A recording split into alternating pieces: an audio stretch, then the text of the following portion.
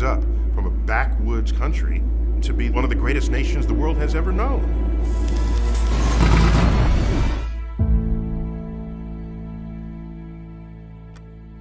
We pioneered industries. And all of this required the greatest innovations in science and technology in the world. And so science is a fundamental part of the country that we are. But in this, the 21st century, when it comes time to make decisions about science, it seems to me people have lost the ability to judge what is true and what is not. What is reliable, what is not reliable. What should you believe, what should you not believe? And when you have people who don't know much about science, standing in denial of it and rising to power, that is a recipe for the complete dismantling of our informed democracy. That's not the country I remember growing up in. Not that we didn't have challenges. I'm old enough to remember the 60s and the 70s.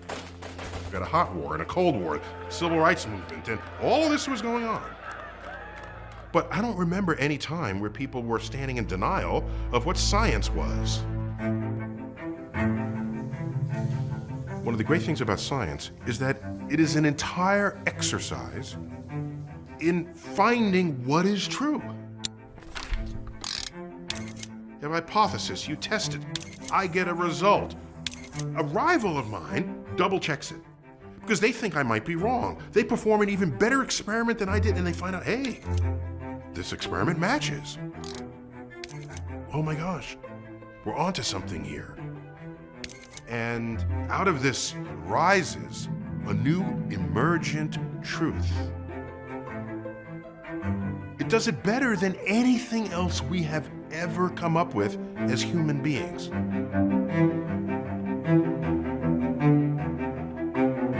This is science. It's not something to toy with. It's not something to say, I choose not to believe equals MC squared. You don't have that option.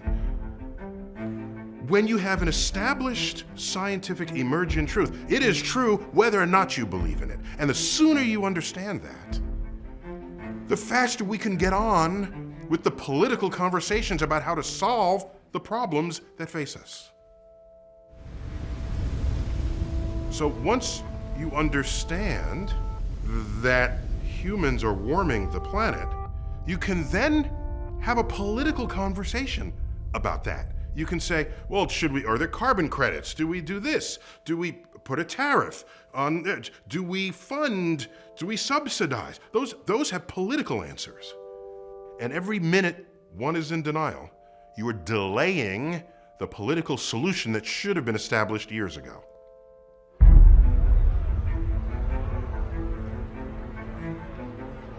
As a voter, as a citizen, scientific issues will come before you.